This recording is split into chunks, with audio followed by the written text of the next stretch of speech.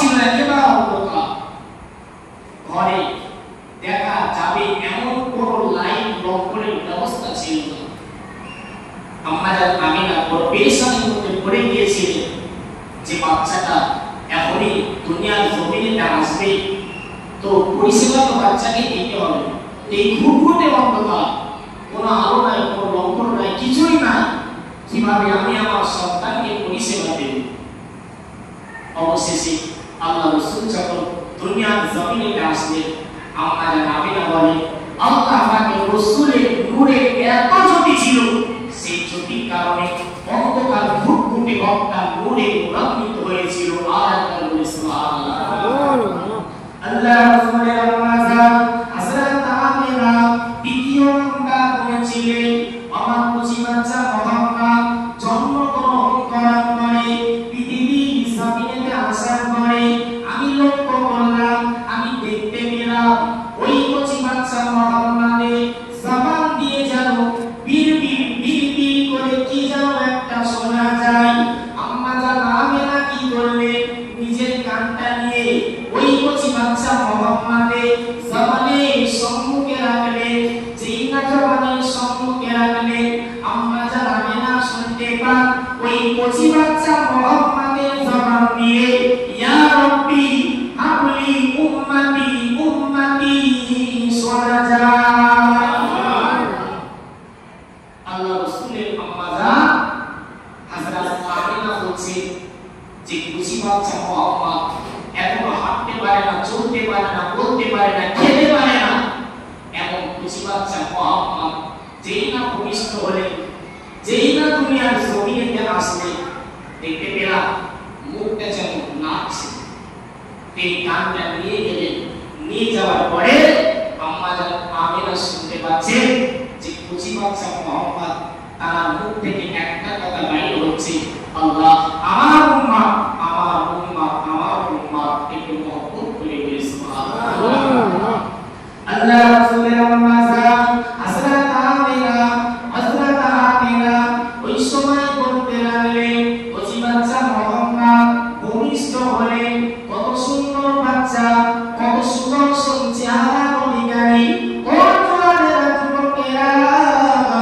আল্লাহ রাসূলের আম্মা জান হযরত আমিনা বলে আমি অনেক জায়গাতে অনেক এলাকাতে আমি আমিনা বলেছি, কিন্তু না আমার কচি বাচ্চা মুহাম্মদের মতো দ্বিতীয় সুদর্শন চেহারার অধিকারী বাচ্চা আমি আমিনা দেখি নাই।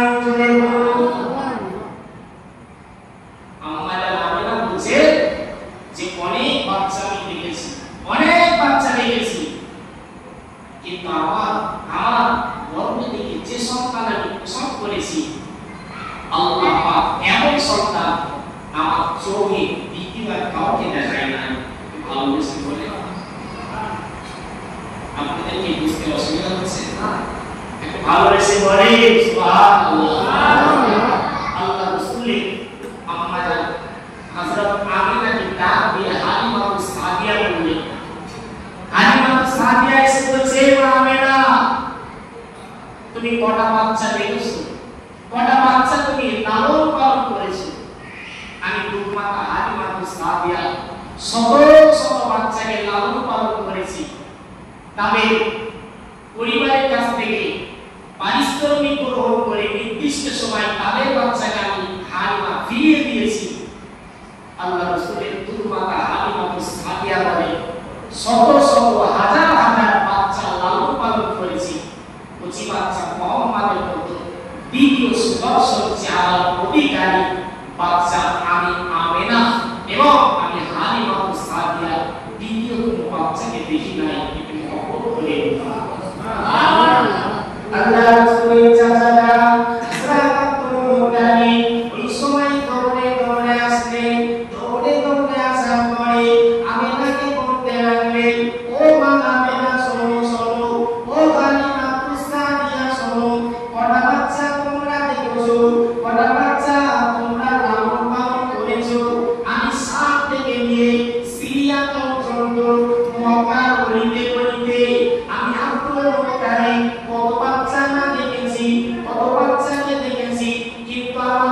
ভাতিজা মুহাম্মাদের মতো আমি আব্দুল মুত্তালিব দ্বিতীয় কোন সুদর্শন বাচ্চাকে দেখি না।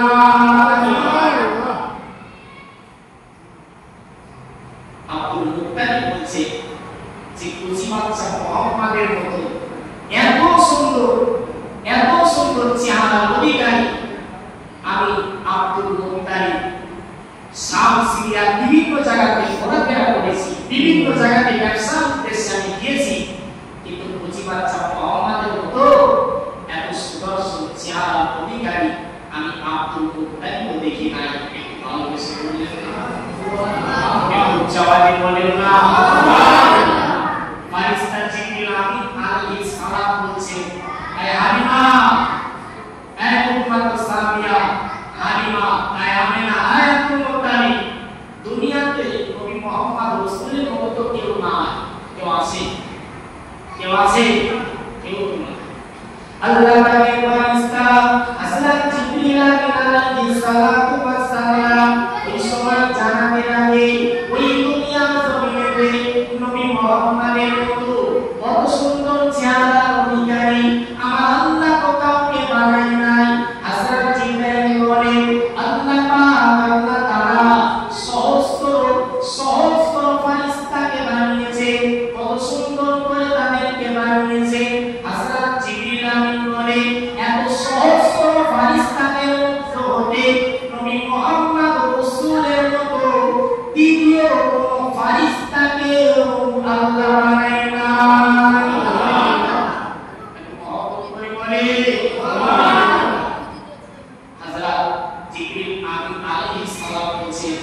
যে সহস্র মিলিয়ন আল্লাহ ফারিস্তাকে বানিয়েছে, কিন্তু ফারিস্তা মহলে নবী মুহাম্মদ সাল্লাল্লাহু আলাইহি ওয়াসাল্লামের মতো দ্বিতীয় কোন সুদর্শন চেহারা অধিকারী আল্লাহ কোন ফারিস্তাকেও বানায় না।